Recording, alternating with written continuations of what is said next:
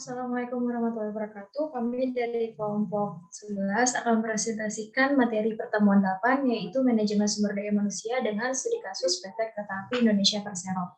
Pentingnya manajemen SDM, yaitu manajemen sumber daya manusia sebagai proses memperoleh, melatih, menilai, dan memberikan kompensasi kepada karyawan, memperhatikan hubungan kerja mereka, kesehatan, dan keamanan, serta masalah keadilan. Peran penting MSDM, yaitu yang pertama adalah bagian penting dalam manajemen perusahaan. Kemudian yang kedua, strategi perusahaan dalam meraih mempertahankan keunggulan kompetisi. Dan yang ketiga, ada nilai tambah. Penyelenggaraan fungsi SDM pada PT KAI Persero daerah operasional dilaksanakan oleh Departemen SDM dan umum yang dipimpin oleh seorang supervisor. Next.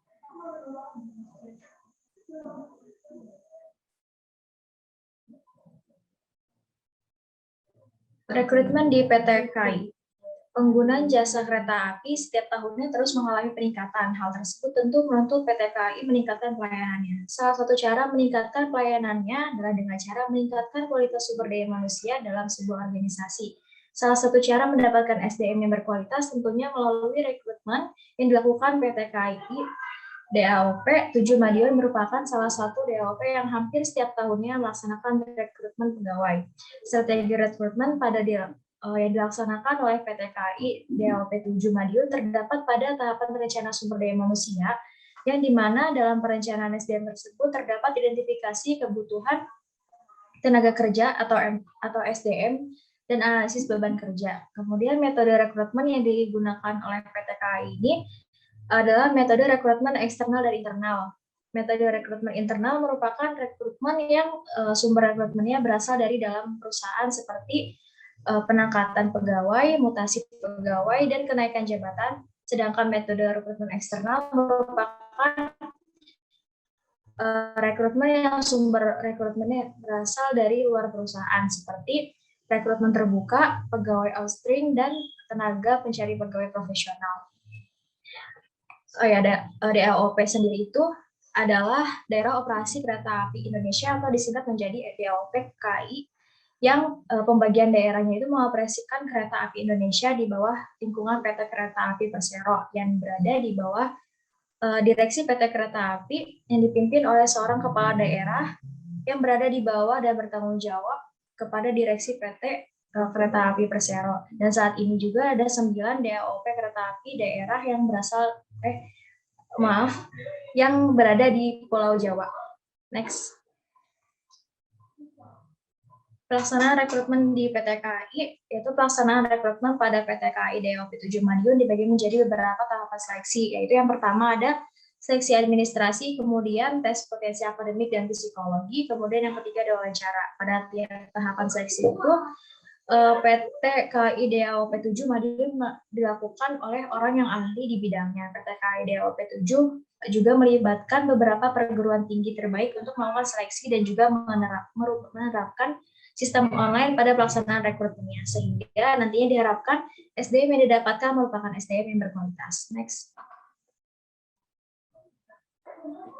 Kemudian ada kelebihan rekrutmen eksternal. Yang pertama yaitu menghasilkan perspektif baru. Yang kedua, kemungkinan membawa rahasia pesaing yang dapat meningkatkan kewawasan yang baru. Ketiga, tidak ada kelompok politik yang beraliansi dalam berorganisasi. Nah, untuk kekurangannya sendiri, kemungkinan memilih orang yang tidak cocok yang dapat menimbulkan masalah semangat kerja bagi calon karyawan internal yang tidak terpilih. Yang kedua, penyesuaian yang membutuhkan waktu lebih lama. Yang ketiga, biaya perekrutan, iklan, dan seleksi semakin banyak. Waktu perekrutannya juga tergolong lama. Nah, untuk kelebihan rekrutmen internal, yang pertama yaitu biaya rekrutmennya tidak mahal. Kedua, motivator untuk kinerja yang baik. Dan yang ketiga, penilaian kemampuan yang lebih baik. Nah, untuk kekurangannya sendiri, yang pertama, menimbulkan pertikaian politik untuk promosi. Yang kedua, menimbulkan masalah semangat kerja bagi yang tidak dipromosikan. Dan yang ketiga, dapat menghambat ide-ide baru. Kemudian seleksi adalah usaha pertama yang harus dilakukan perusahaan agar karyawannya lebih berkualitas. Pertama, ada seleksi non-ilmiah, yaitu seleksi yang dilaksanakan tidak berdasarkan kepada kriteria, standar, atau spesifikasi kebutuhan nyata pekerjaan atau jabatan, tetapi hanya didasarkan pada perkiraan dan pengalaman saja. Unsur-unsur yang diseleksi meliputi pertama ada surat lamaran, ijazah sekolah dan daftar nilai, surat keterangan pekerjaan dan pengalaman, referensi dari pihak yang dapat dipercaya, kemudian wawancara langsung, penampilan dan keadaan fisik pelamar, keturunan dari pelamar bersangkutan, kemudian tulisan pelamar. Dan seleksi non-ilmiah itu kurang dapat dipercaya, bahkan menimbulkan kesulitan bagi perusahaan. Next. Sedangkan kedua ada seleksi ilmiah. Seleksi ini didasarkan pada spesifikasi pekerjaan dan dibutuhkan nyata pekerjaan atau jabatan yang diisi serta berpedoman pada kriteria dan standar tertentu. Seleksi ilmiah ini dilakukan dengan cara yang pertama ada metode kerja yang jelas dan sistematis, kemudian berorientasi kepada prestasi kerja, lalu ada berorientasi kepada kebutuhan real karyawan, kemudian berdasarkan pada analisis kebutuhan SDM dan ilmu sosial lainnya, dan yang terakhir ada berpedoman kepada undang-undang ketenagakerjaan. Next. Kemudian ada proses seleksi di PT KAI. Yang pertama ada seleksi administrasi, yaitu pemeriksaan awal atas kelengkapan berkas lamaran yang dilakukan oleh pejabat bagian sumber daya manusia dan pejabat yang ditunjuk. Nah, surat yang tidak memenuhi syarat akan disimpan sebagai arsip, sedangkan surat lamaran yang memenuhi syarat akan ke tahap yang berikutnya.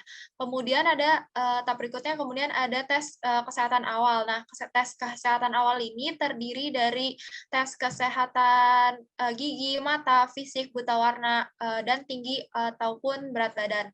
Kemudian ada tes psikolog. Tes ini mengujikan beberapa hal, antara lain yaitu mengukur nilai IQ pelamar, kepribadian pelamar, dan ketahanan kerja. Kemudian ada tahap wawancara, di mana sebelum pelamar memasuki ruang wawancara akan diberikan arahan terlebih dahulu. Kemudian ada tes kesehatan akhir. Sebenarnya tes kesehatan akhir ini sama seperti tes kesehatan awal, namun ditambah beberapa cek kesehatan lainnya, seperti cek darah, urin, rekam jantung. Nah, selanjutnya ada keputusan penerimaan, di mana jika pelamar yang lulus dalam rangkaian tes tahap awal sampai tahap akhir akan diumumkan di website perusahaan. Nah, kemudian ada orientasi dan pelaksanaan. Jadi yang pertama ada diklat. Diklat adalah pelatihan yang dilaksanakan oleh pusat pelatihan. Nah, pelatihan ini adalah pelatihan wajib yang harus diikuti oleh karyawan PT Kereta Api Indonesia di seluruh Indonesia. Nah, pelatihan ini berlangsung cukup lama, yaitu berlangsung lebih dari 1 bulan, hingga ada yang mencapai 6 bulan. Kemudian ada diklat. Diklat ini adalah pelatihan yang diselenggarakan oleh tiap daerah operasi. Nah, pelatihan ini tidak seberat pelatihan di pusat karena pelatihan ini bertujuan untuk mengulang kembali apa yang didapat dari pelatihan pusat dan pernah dijalani sebelumnya oleh para karyawan.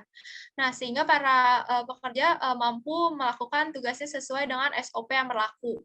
Dan untuk materi di klub ini, materi yang dibahas disesuaikan dengan kebutuhan orang yang mengirim peserta latihan. Selanjutnya ada manajemen kinerja, yaitu penilaian kinerja adalah proses yang dilakukan oleh perusahaan dalam hal mengevaluasi kinerja pekerjaan karyawan, memberikan apresiasi, dan menyediakan dokumentasi. Dengan manfaat dari penilaian kinerja adalah satu, untuk memperbaiki kinerja, untuk menyesuaikan kompensasi, memutuskan penempatan, memberi kebutuhan pelatihan dan pengembangan, perencanaan dan pengembangan karir, serta umpan balik pada sumber daya manusia yang bersangkutan.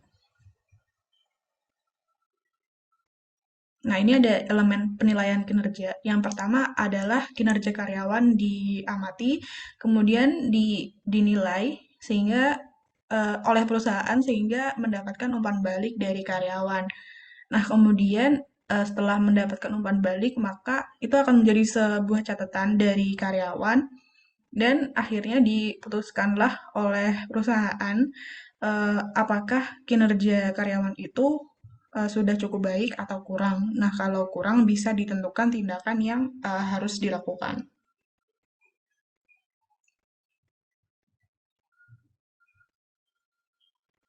Kemudian metode penilaian kinerja ada dua, yaitu yang berorientasi masa lalu dan masa depan.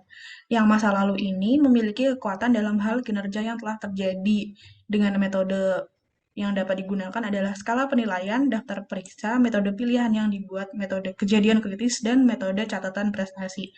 Sedangkan untuk yang berorientasi masa depan, ini fokus kepada peningkatan kinerja di masa depan. Dengan metode yang dapat digunakan adalah penilaian diri, pengelolaan berdasarkan tujuan, dan penilaian psikologis.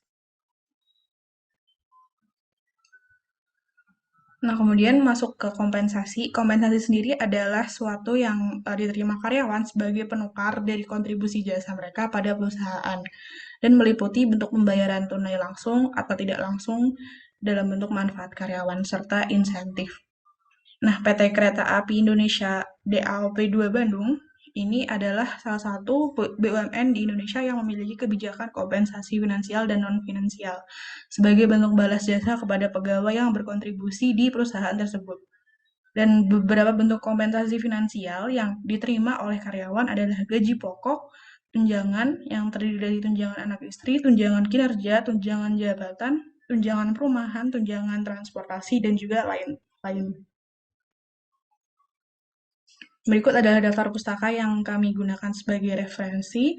Sekian presentasi dari kami. Terima kasih. Wassalamualaikum warahmatullahi wabarakatuh.